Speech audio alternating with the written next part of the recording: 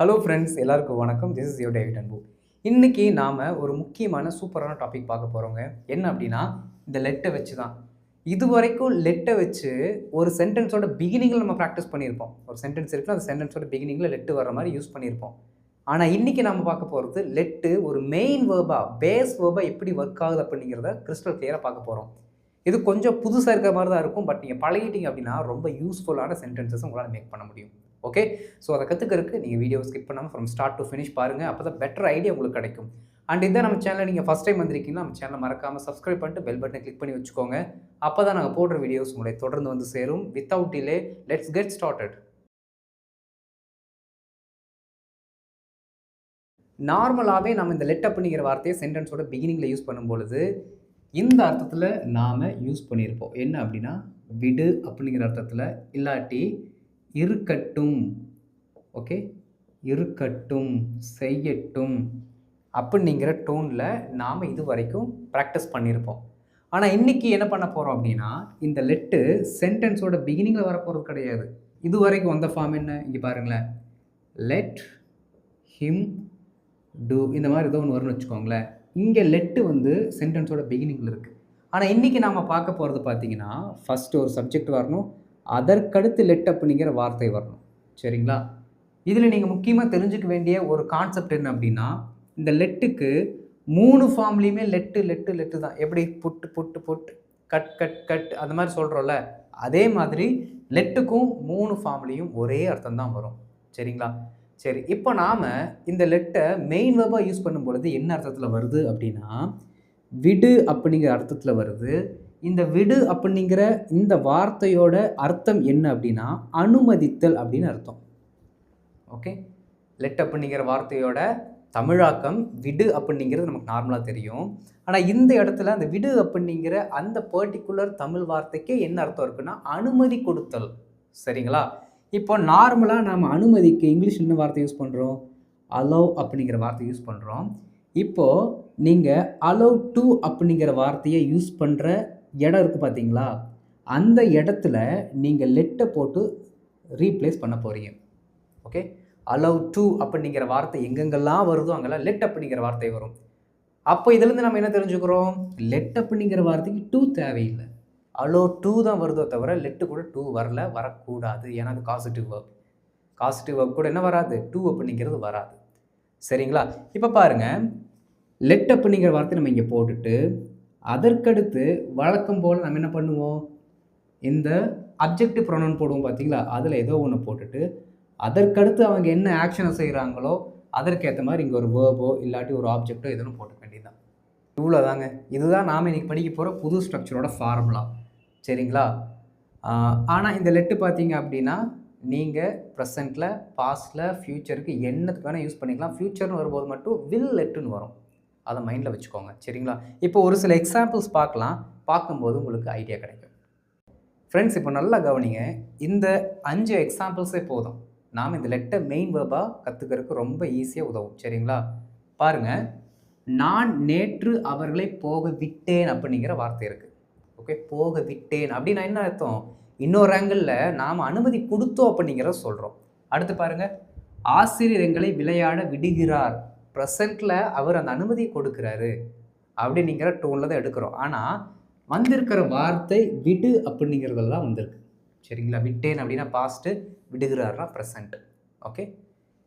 இதுலலாம் பாருங்க. They finally let him go home. Okay. First அத முடிச்சிடலாம். இங்க வரேன் அப்புறம். சரிங்களா? ஏன்னா இங்க வந்து உங்களுக்கு ஒரு குட்டி சூட்சுமத்த சொல்லிக் கொடுக்க வேண்டியது இருக்கு. நான் நேற்று அவர்களை போக விட்டேன். நேற்று போக விட்டேன். அப்போ எஸ்டர்டே அப்படிங்கிற வார்த்தை வரணும். சரி பாருங்க. நான் ஐ போக விட்டேன். அதுதான் இங்க வெர்பே. பாருங்க. அதுதான் வெர்பே. அப்போ ஐ லெட் அவ்வளோதான். உடனே மெயின் வெர்பா லெட்ட போட்டுறணும். ஏன் வெறும் லெட்ட போடுறேன்னா, நேற்று அப்படின்னு இருக்கு. அதனால லெட்ட நம்ம இங்க பாஸ்ட்டா என்ன பண்ணிக்கிறோம்? கருதுறோம். ஓகே. ஐ லெட் என்ன பண்ண அதற்கடுத்து ஒரு அப்ஜெக்டிவ் ப்ரொனவுன் வரணும். அவர்களை, தெம். அடுத்து வேற என்ன வெர்ப் வருதுன்னா, வெர்ப் போட்டுக்கலாம். இல்லாட்டி ஆப்ஜெக்ட் வந்தா ஆப்ஜெக்ட் போட்டுக்கலாம். இங்க நமக்கு வந்திருக்கிறது என்ன அப்படின்னா, அவர்களை போக விடுதல். அப்ப போக அப்படிங்கிற அந்த வெர்ப நாம் இங்க போடணும். Okay. I let them go மீதி இருக்கிறது எஸ்டர்டே. அந்த வார்த்தை அப்படியே போட்டுக்கிறோம். Okay, yesterday. I let them go yesterday. I let them go yesterday. நான் நேற்று அவர்களை போக விட்டேன். இந்த இடத்துல இந்த லெட்டை வந்து விட்டேனா, விடுகிறேனா, விடுவேனா அப்படிங்கிற அர்த்தத்தை நீங்கள் எதுலேருந்து எடுத்துக்கலாம்னா, இந்த எஸ்டர்டே அப்படிங்கிற வார்த்தையிலேருந்து எடுத்துக்கலாம். ஏன்னா எஸ்டர்டே கடந்த காலத்தை காட்டக்கூடிய ஒரு சொல். I let them go yesterday. I let them go yesterday. புரியுதுங்களா? இது புது சென்டென்ஸாக வருது பாருங்கள். லெட்டில் ஆரம்பிக்காமல் சப்ஜெக்டில் ஆரம்பிக்கிறோம். அடுத்து பாருங்கள், ஆசிரியர் எங்களை விளையாட விடுகிறார். ப்ரெசண்ட்டில் ஆசிரியர் எங்களை விளையாட விடுகிறார். ஓகே, த டீச்சர் நல்லா கவனிக்கணும் ஃப்ரெண்ட்ஸ். டீச்சர் அப்படிங்கிறது பார்த்தீங்கன்னா third person singular. First time teacher, second time வரும்பொழுது ஷீன்னு சொல்லுவோம். ஓகே, அப்போது ஷீ அப்படின்னா அதற்கடுத்து வரக்கூடிய வினைச்சொல் எஸ்ஸில் சேர்ந்து வரணும். ஏன் அப்படின்னா விடுகிறார் அப்படிங்கிற அர்த்தத்தில் தான் நாம் ஒரு சொல்லை எழுதி வச்சுருக்கோம். அப்போ விடுகிறார் அப்படின்னா present. Okay, the teacher laddu கூட எஸ் வந்துடணும். ஏன்னா சிம்பிள் ப்ரெசண்ட்டில் வரக்கூடிய அந்த வேர்பு கூட எஸ் ஃபார்ம் நம்ம போடுறது வழக்கம். அதனால லெட்ஸு இப்படி தான் இருக்கோ தவிர இப்படி இல்லை. பாருங்கள், இந்த லெட்ஸுக்கு லெட் அஸ்ன்னு அர்த்தம், இது வெறும் let's. Okay, the teacher let's. அடுத்து லெட்டுக்கு அடுத்து யாரை போடணும்? அப்ஜெக்டிவ் ப்ரொனவுன் போடணும். இங்கே யார் இருக்குது அப்ஜெக்டிவ் ப்ரொனவுன்? எங்களை. Again us. The teacher lets us. இங்கே பாருங்க, டபுள் அந்த அஸ் சவுண்டு மாதிரி வருது. The teacher lets us. ஆசிரியர் எங்களை விளையாட விடுகிறார். Okay, let's us play. Okay, the teacher lets us play. இங்கே நிறைய பேர் தப்பு பண்ணுறது என்ன அப்படின்னா, வழக்கமாக பார்த்தீங்கன்னா விளையாட அப்படின்னா டு ப்ளே, போக, டு கோ, இப்படி தான் நாம் இது வரைக்கும் ப்ராக்டிஸ் பண்ணி வச்சுருப்போம். ஆனால் இதுக்கு முன்னாடி ஸ்லைடில் நான் உங்களுக்கு கிளியராக சொல்லிட்டேன். என்ன அப்படின்னா லெட்டு வந்துச்சுன்னா டு வரக்கூடாது. ஓகே, அதே பாருங்கள், அலவ் அப்படிங்கிற வார்த்தை போட்டிங்கன்னா நீங்கள் டூ போட்டுக்கலாம். பாருங்கள், the teacher allows us to play. இது கரெக்டு. அலோ வந்துச்சுன்னா டூ வரணும், லெட்டு வந்தால் டூ தேவையில்லை. மேலேயும் பாருங்கள், I let them go yesterday. I allow them to go yesterday. Allow வந்தால் டூ போடுங்க, லெட்டு வந்தால் டூ வேண்டாம். எதுக்கு முன்னாடி? வினை சொல்லுக்கு முன்பு. ரெண்டாவது வரக்கூடிய வினைச்சொல் இருக்கு பாருங்க, அதற்கு முன்பு நீங்கள் டூ போடக்கூடாது. அவ்வளோதான். The teacher lets us play. Okay, அடுத்து they finally let him go home.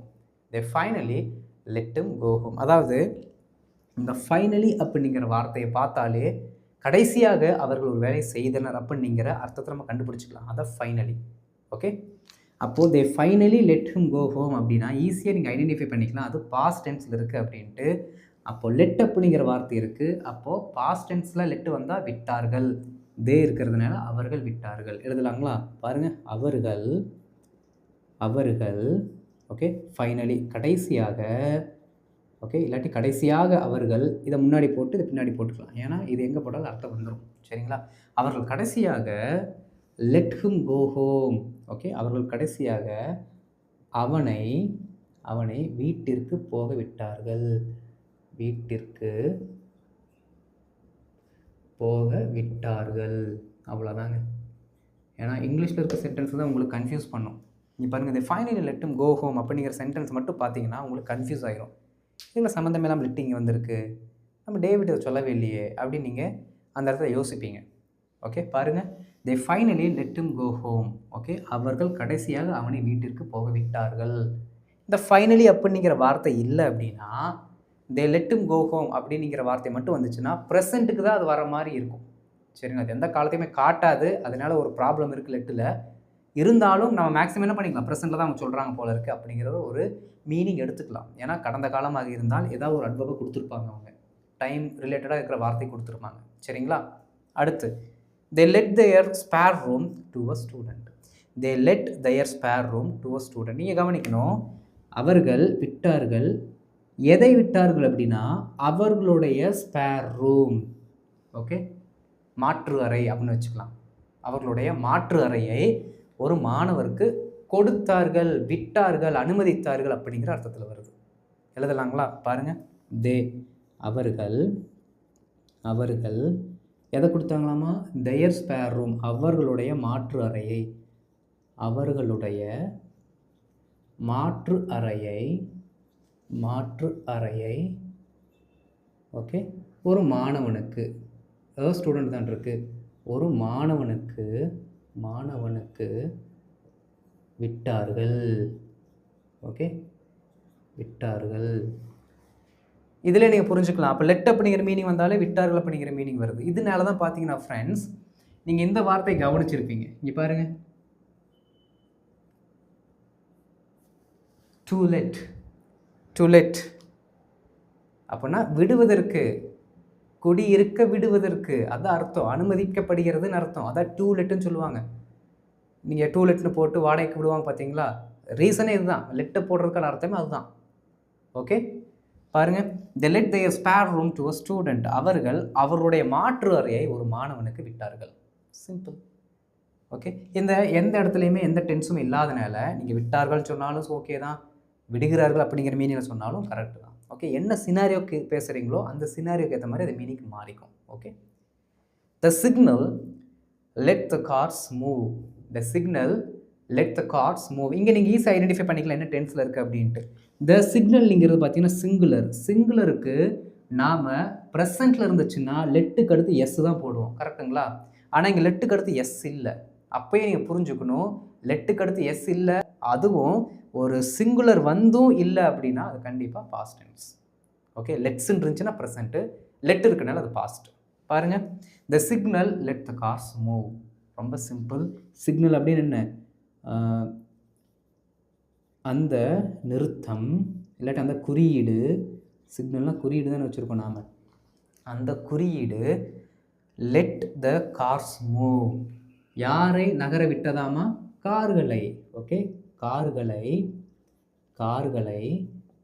நகர விட்டது. அவ்வளோதான். ஓகே, அந்த சிக்னல் தாங்க கடைசியில் எங்கள் எல்லாத்தையும் விட்டுச்சு, அவர் தாங்க எங்களை எல்லாம் கடைசியில் விட்டார் அப்படின்னு அனுமதித்தார்னு அர்த்தம். ஓகே, பாருங்கள், த signal let the cars move. The signal let the cars move. அந்த குறியீடு கார்களை நகர விட்டது, நகர அனுமதித்ததுன்னு அர்த்தம். இவ்வளோ தாங்க இதோட யூசேஜே. அதனால தான் இன்றைக்கி வீடியோவை ரொம்ப ஷார்ட்டாக சிம்பிளாக சொல்லி தரலான்னு இதோட முடிக்கிறேன். சரிங்களா? ரொம்பலாம் கஷ்டம் கிடையாது. லெட்டை மெயின் வெப்பில் போடும்போது விட்டது, விடுகிறார்கள், விட்டார்கள், விடுவார்கள் அப்படிங்கிற அர்த்தத்திலேயே தான் வரும். சரிங்களா? ரைட். இப்போது இதை பேஸ் பண்ணி ஒரு சில ஹோம்ஒர்க் கொடுக்குறேன், ட்ரை பண்ணுங்கள்.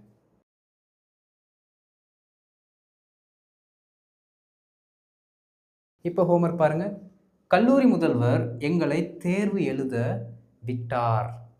இம்முறை அவர் எங்களை பொருட்காட்சிக்குள் நுழைய விடுகிறார். கடைசி வார்த்தை பார்க்கணும். அப்போ தான் அது என்ன டென்ஸில் இருக்குன்னு ஐடென்டிஃபை பண்ண முடியும். எனது அம்மா எப்போதுமே என்னை தேர்வு செய்ய விடுகிறார். போன வாரம் எனது பாட்டி என்னை சமைக்க விட்டார். நாளை எனது அப்பா அவர்களை அதை செய்ய விடுவார். ஒரு வேலையை ஓகே செய்ய விடுவார். இது மட்டும் ஃப்யூச்சரில் இருக்குது. அப்போ வில் லெட் அப்படிங்கிற வார்த்தையை யூஸ் பண்ணுங்கள். ஓகே, ஸோ இதற்கான ஆன்சர்ஸ் எழுதி காமெண்ட்டில் போடுங்க, நான் பார்த்துட்டு உங்களுக்கு ரிப்ளை பண்ணுறேன். அண்ட் இந்த வீடியோ உங்களுக்கு பிடிச்சிருக்கு, பயனுள்ளதாக இருந்தால் மறக்காமல் லைக் பண்ணிட்டு மற்றவங்களுக்கு ஷேர் பண்ணுங்கள். அண்ட் இதான் நம்ம சேனல் நீங்கள் ஃபஸ்ட் டைம் வந்திருக்கீங்கன்னா நீங்கள் பண்ண வேண்டியது நம்ம சேனலை சப்ஸ்கிரைப் பண்ணிட்டு பெல் பட்டனை கிளிக் பண்ணி வச்சுக்கோங்க. அப்போ தான் நான் போடுற வீடியோஸ் உங்களை தொடர்ந்து சேரும். தொடர்ந்து இது வரைக்கும் சப்போர்ட் பண்ணிட்டு வரீங்க, இன்னும் சப்போர்ட் பண்ணுங்கள். நம்ம நிறைய டாபிக்ஸை டிஸ்கஸ் பண்ணலாம். ஓகே, அடுத்த வீடியோவில் பார்க்குறேன். அது வரைக்கும் லெட்டை நல்லா ப்ராக்டிஸ் பண்ணுங்கள். தேங்க்யூ.